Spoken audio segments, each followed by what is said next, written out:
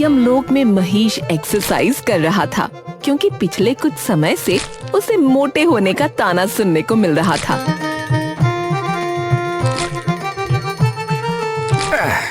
19, 20, 21, 22। अरे बस बस, कहीं गड़बड़ ना हो जाए। क्या गड़बड़? जितना जोर तुम लगा रहे हो महेश, उस हिसाब से तो बदबूदार गड़बड़ होगी। हाँ। छी छी चित्रगुप्त जी, आपको कदापि शर्म नहीं आती है क्या, ऐसा भद्दा उपहास करते हुए? अरे अरे, उपहास नहीं कर रहा हूँ, मैं तो सत्य कह रहा हूँ। मुझे चिंता है तुम्हारी। हाँ हाँ, दिख रहा है कितनी चिंता है। जाइए जाइए, अपना कार्य कीजिए आप। क्या हुआ भाई, किस बात पर बहस चल रही है? देखिए ना महाराज, ये मेरे व्यायाम का उपहास बना रहे हैं। परंतु तुम व्यायाम कर किस लिए रहे हो? क्योंकि महाराज, जब मैं आपके साथ धरती लोक पर जाता हूँ तो वहां सब मुझे चिढ़ाते हैं, मोटा मोटा बोलते हैं। बताइए, इसलिए मैं ऋतिक रोशन बनना और उसके जैसी बॉडी बनाना चाहता हूँ। ऋतिक रोशन? अरे ये कौन सा असुर है? अरे ये असुर नहीं, सबका ससुर है। बहुत ही कामुक, बहुत ही हंसमुख। क्या? मेरा मतलब बहुत ही सुंदर, बहुत ही हैंडसम आदमी है। उसकी बॉडी बहुत अच्छी है महाराज। परंतु तुम कितना भी प्रयास कर लो, उसके जैसे नहीं बन पाओगे। उसने ऐसा शरीर प्राप्त करने के लिए अथाह मेहनत की है वत्स। ये सुनकर महिष को गुस्सा आ गया और उसने डंबल फेंकते हुए कहा, अरे आपने क्या मुझे ऐसा वैसा भैंसा समझ लिया है क्या? मैं अगर अपनी पर आ जाऊं ना तो क्या ना करके दिखा दूं। और सुनिए, महिषी कहते हैं कहीं वहम में हो। महाराज, आपका महेश रील्स देखकर पगला चुका है। इसे धरती लोक की ऊट पटांग वस्तुएं मत दिखाया करिए। आपका कथन एकदम उत्तम है। अब इसे पुनः कार्य पर लगाना पड़ेगा।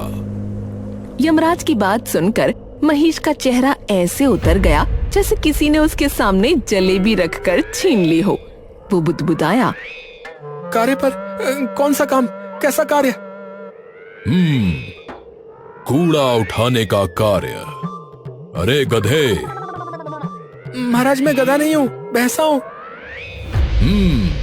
तुम जो भी हो, कार्य वही जो सदियों से तुम्हारा है, आत्मा उठाना। क्या तुम भूल गए कि तुम मेरे वाहन हो? अरे महाराज, धरती लोक पर तो बहुत ठंड है आजकल।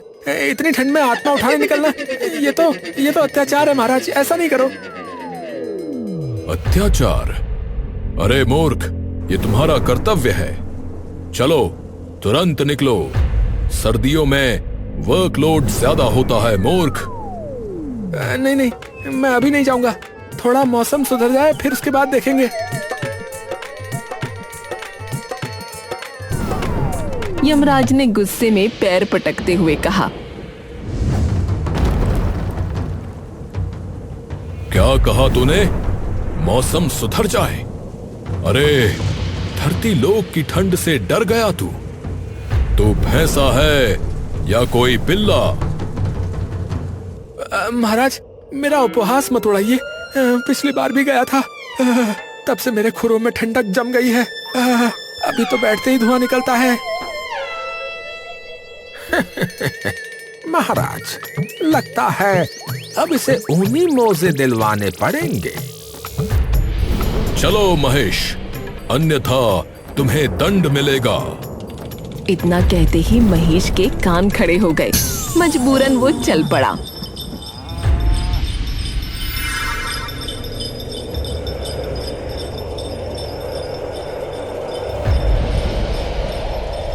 कुछ देर बाद दोनों धरती लोक की ओर उड़ते हुए उतरे।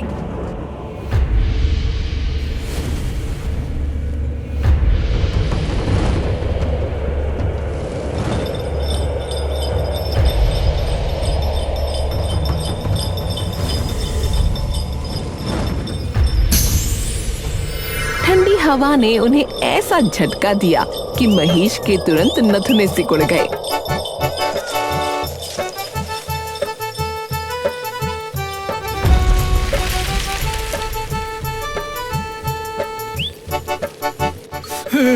हे प्रभु, यहाँ तो हवा में भी ठंड के कांटे लगे हैं।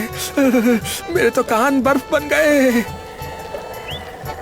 अब थोड़ा इधर ध्यान दो। हमें एक ही आत्मा लेनी है और उसका नाम है पुट्ठा। अरे अरे, ये कैसा नाम है पुट्ठा? ये भी क्या नाम है भाई? अरे तुम अपने कार्य पर ध्यान दो, नाम पर नहीं।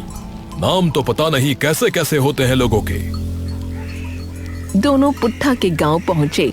चारों तरफ धुंध ऐसी थी कि कुछ दिखना मुश्किल था। घर के अंदर से धुआं उठ रहा था। पास जाकर देखा तो एक औरत अंगीठी सेंक रही थी। वही थी शर्मीली, पुट्ठा की पत्नी। सुनो स्त्री, यम है हम। अरे मैं हूँ शर्मीली, लेकिन शर्माती नहीं हूँ। कौन हो तुम दोनों? नौटंकी करते करते सीधा मेरे घर चले आए हो क्या? महाराज, लगता है ये हमें पहचान ही नहीं रही। अरे हम यमराज हैं, मृत्यु लोक के स्वामी। ओहो, और मैं हूँ इंद्राणी। चलो निकलो मेरे घर से, नहीं तो अभी झाड़ू मार के परलोक भेज दूंगी। इतना कहकर उसने झट से झाड़ू उठाई और दोनों को दरवाजे के बाहर खदेड़ दिया। यमराज और महेश बाहर आकर ऐसे खड़े हुए जैसे ठंड में दो कबूतर ठिठक गए हों। अरे महाराज, ये औरत तो बिजली जैसी है, बोलने से पहले ही वार कर देती है। तभी शर्मीली बाहर आती है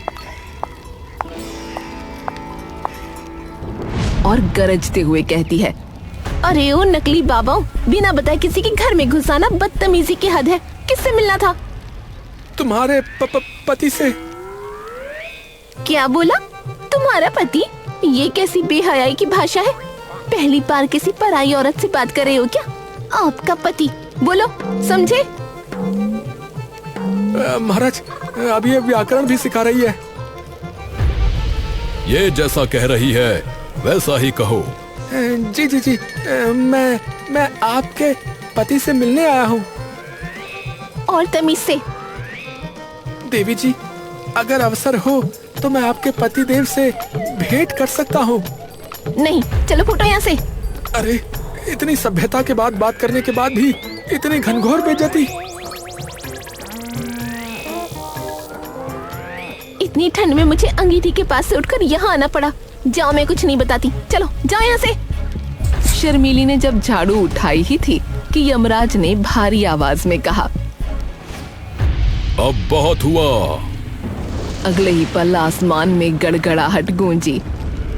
धरती कांप गई और पूरा आंगन काला धुआं बनकर भर गया। शर्मीली के सामने वही रौद्र रूप, विशाल शरीर, चमकता मुकुट, गरजता स्वर और पीछे खड़ा कांपता हुआ महेश। आप सच में यमराज हैं? हाँ देवी, अब भरोसा हो गया। बिल्कुल, माफ कर दो यमराज जी। अब महाराज जी, गलती हो गई। झाड़ू तो बस आदतन उठा ली थी। आदतन? अरे, लगता है रोज किसी ना किसी की पिटाई करती होगी। तेरी जबान फिर चली तो झाड़ू यमलोक तक पहुंचा दूंगी। यमराज ने माहौल शांत किया। उन्होंने भारी आवाज में कहा, ठीक है देवी, बताइए कि आपके पतिदेव श्रीमान पुट्ठा जी कहाँ हैं?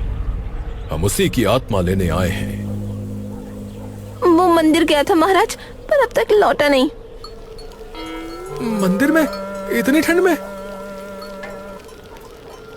हाँ, मैंने मना किया था, बोली थी पतिदेव इतनी ठंड में मत निकलना, कहीं जम मत जाना, लेकिन सुनता कहाँ है। ऊपर से भुलक्कड़ ऐसा कि घर का दरवाजा तक भूल जाए। अच्छा अच्छा, मतलब रास्ता भटक गया होगा। चलो उसे ढूंढते हैं।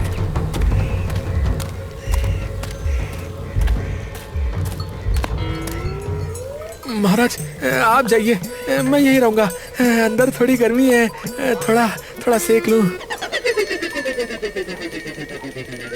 ए मोटे, तू घर में रहेगा तो पूरा राशन खा जाएगा। चल निकल बाहर। देखो महाराज, इसने तो मेहमानदारी की भी वाट लगा दी। महेश, बाहर आओ। तेरा नाम शर्मीली किसने रखा रे? शर्म तो तुझे छूकर भी नहीं गुजरी लग रहा है। चल अब चुपचाप चल। तीनों निकल पड़े। यमराज, उनका कांपता हुआ भैंसा महेश और आगे आगे बड़बड़ाती शर्मीली। कभी गली में, कभी तालाब के किनारे।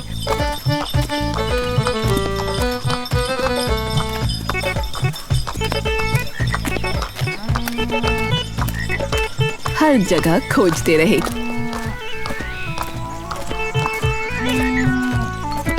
महाराज, ये बुढ़ा कहीं बर्फ के गोले में तो नहीं बदल गया? मुंह बंद रख। मेरे पुट्ठा को कुछ हुआ तो तुझे ही दोष दूंगी। हाँ, दोष देना आसान है, ठंड में चलना मुश्किल। उसी वक्त मोहल्ले के कुछ लोग वहाँ से गुजरे।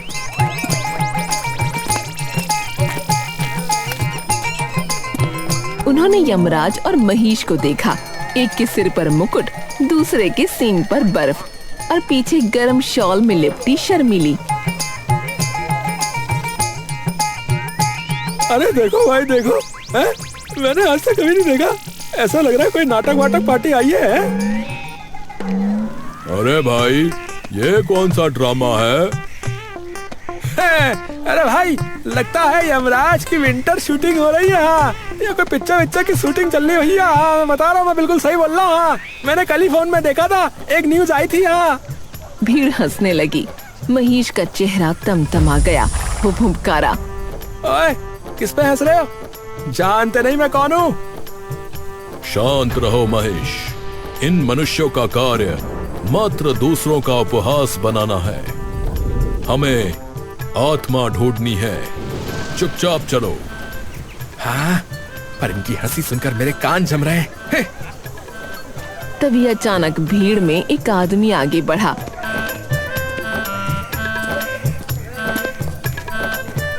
उसने यमराज का गदा हाथ में लेकर कहा,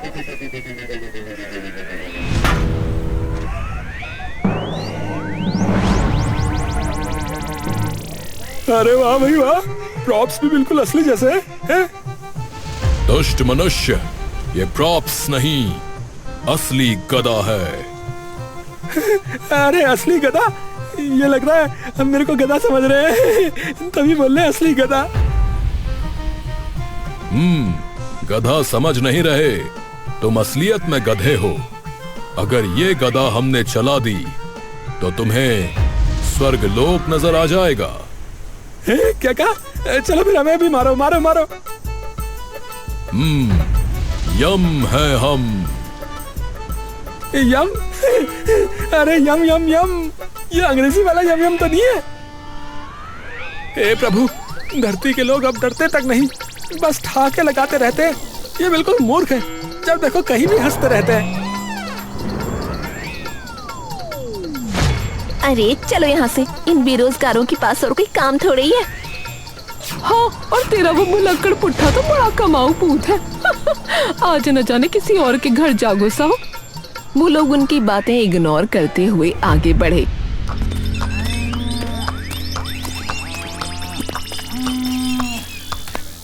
और आखिरकार उन्हें तालाब के पास पुट्ठा देखा, जो ठेले के पास खड़ा था।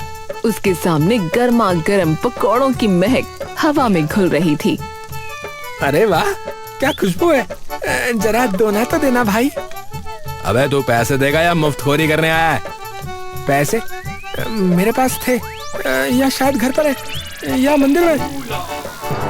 अरे जा रे, पगला निकला ये तो।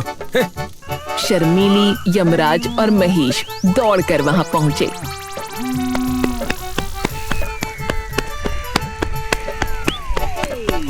पुट्ठा ठेले के चारों ओर घूमते हुए पूछ रहा था,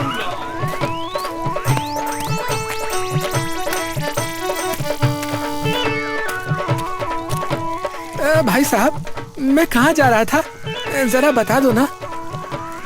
अपने घर जा रहे थे। मेरा घर कहाँ है? प्रभु, ये तो असली भुलक्कड़ निकला।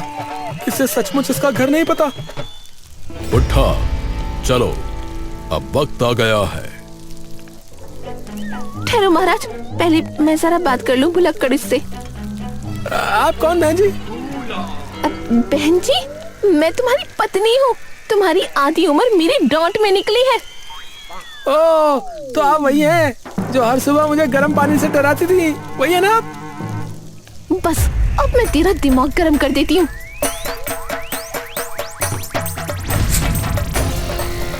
पुट्ठा इधर उधर भागने लगा।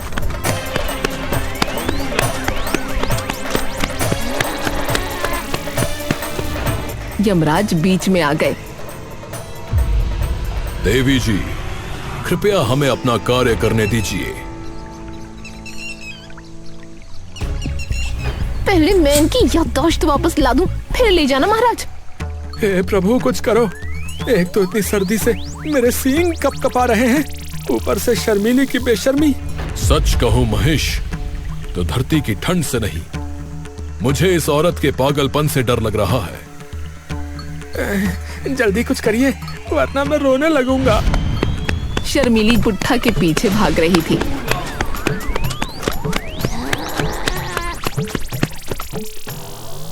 और यमराज माथा पकड़कर बोल रहे थे, कभी कभी धरती पर आकर लगता है कि असली यम तो ये घर की औरतें हैं। आदमी मौत से डरे न डरे, परंतु अपनी बीवी से अवश्य डरेगा। अरे भैंसे भैया और डरावने बाबा जी, मुझे इस महिला से बचा लीजिए। आपने सही कहा था प्रभु, आदमी मौत से नहीं, बीवी से डरता है।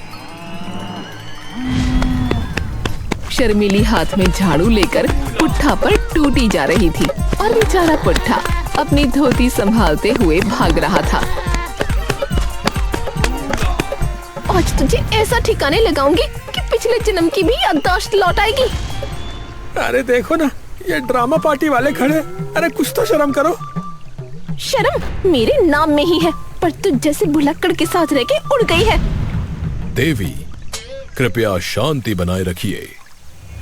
आप हटिए महाराज, पहले इसका इलाज जरूरी है, फिर आत्मा का हिसाब करिएगा। हे प्रभु, इसे रोकिए ना, वरना मैं मरने से पहले ही मर जाऊंगा। महेश, कुछ करो। प्रभु, ठंड में कुछ सोच नहीं पा रहा, फिर भी कोशिश करता हूँ, प्रयास करता हूँ। अरे देवी जी, आप शांत हो जाइए। पतिदेव तो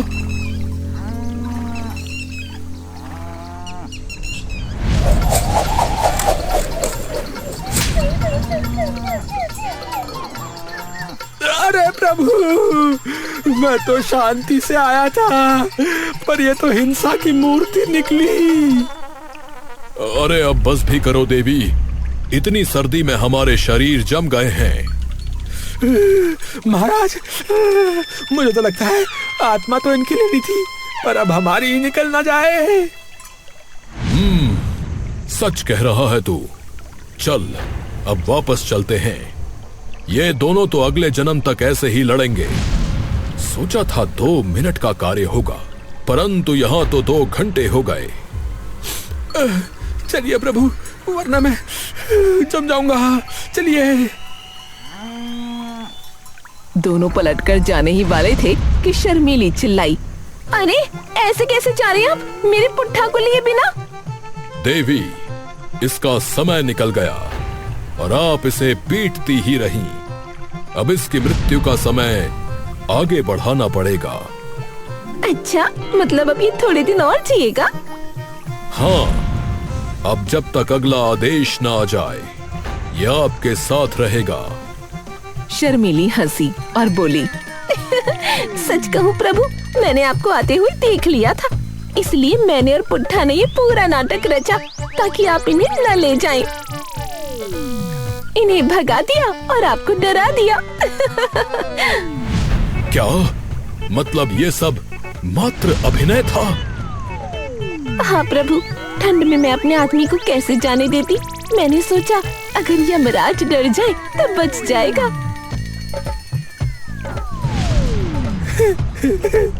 प्रभु, धरती की औरतें तो यमलोक को भी मात दे सकती है, मुझे लग रहा है अब। सही कहा।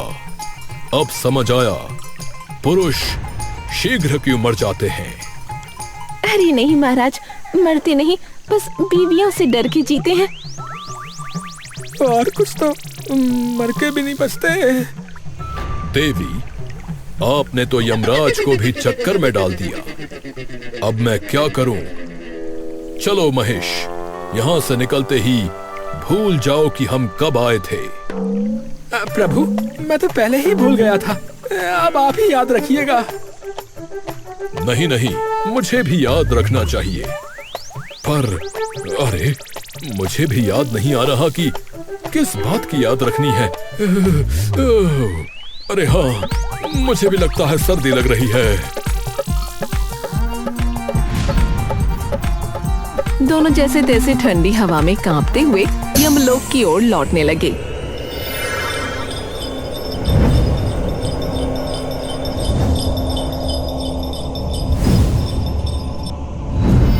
पीछे से शर्मीली अंगीठी के पास बैठकर पुट्ठा से बड़बड़ा रही थी। सुन पुट्ठा, अगर अगली बार तुम मुझे भूल गए, मैं सच में यमराज को फोन कर दूंगी। हो अरे नहीं नहीं, मैं भूला नहीं था, मैं तो नाटक कर रहा था मैं। नाटक लड़ाई का करना था, लेकिन तू मुझे भूल गया, इसलिए मैंने सचमुच तुझे पीट दिया। हाय, तो कितनी बुरी है। तू भूलेगा तो पिटेगा, बता आगे से कभी भूलेगा? अच्छा बाबा, मैं नहीं भूलूंगा। बढ़िया। उधर यमराज और महेश वापस यमलोक पहुँचे तो वहाँ भी ठंड आ चुकी थी। चारों तरफ सर्दी का असर दिख रहा था। यमराज नाक से भाप छोड़ रहे थे और महेश कंबल ओढ़े कांप रहा था। चित्रगुप्त पास खड़े थे और अपने रजिस्टर को घूर रहे थे।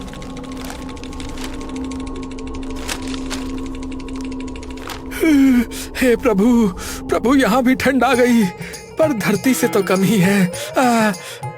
अगली बार सर्दियों में कोई धरती का कार्य करने मत भेजना प्रभु, बस आप गर्मियों की ही कॉल लीजिएगा। और मैं थर्मल लेकर आऊंगा। और हाँ, अगली बार शर्मीली से नहीं मिलेंगे, चाहे कुछ भी हो जाए। महाराज, ऐसी गड़बड़ बार बार होगी तो मेरे पास पंक्ति लंबी हो जाएगी। लोग बोलेंगे यमराज की सर्विस स्लो है। चित्रगुप्त जी, आप कृपया इस भूल को अपनी पुस्तक में लिख लीजिए। भुलक्कड़ पति, नाटकबाज पत्नी और ठंड से प्रभावित यमराज। परंतु आगे से ऐसा नहीं होगा। अरे, आप ऐसा ना बोलिए प्रभु। मैं एक नोट लिख देता हूँ कि आत्मा संग्रह में देरी के लिए यमराज जिम्मेदार नहीं है, घरेलू नाटक जिम्मेदार है। नहीं नहीं, सर्दी जिम्मेदार है। हम ये झेल लेते हैं, लेकिन सर्दी नहीं। ये सुनकर महेश ने कंबल को और कस के ओढ़ लिया। उधर धरती से शर्मीली की गूंजती आवाज आई। पुट्ठा, अगली बार भूलोगे तो यमराज को कॉल कर दूंगी। हे भगवान, ये औरत, जिस दिन इसे लाना होगा तो क्या होगा? धमाल होगा, और क्या होगा? आनंद ही आनंद होगा उसके बाद फिर यमलोक में। आनंद या फिर दंड? ये तो उसी दिन पता चलेगा। फिलहाल सर्दी का आनंद लो। महेश ने कंबल सिर तक ओढ़ लिया, जैसे हाइबरनेशन में चला गया हो, और यमराज भी लेट गए। यमलोक में 2 महीने का सर्दी का अवकाश आज से प्रारंभ होता है। चित्रगुप्त जी, किसी सेवक को बुलाकर कृपया गरम चाय पकौड़े हो जाते तो आनंद आ जाता। अवश्य महाराज, अभी बुलाता हूँ।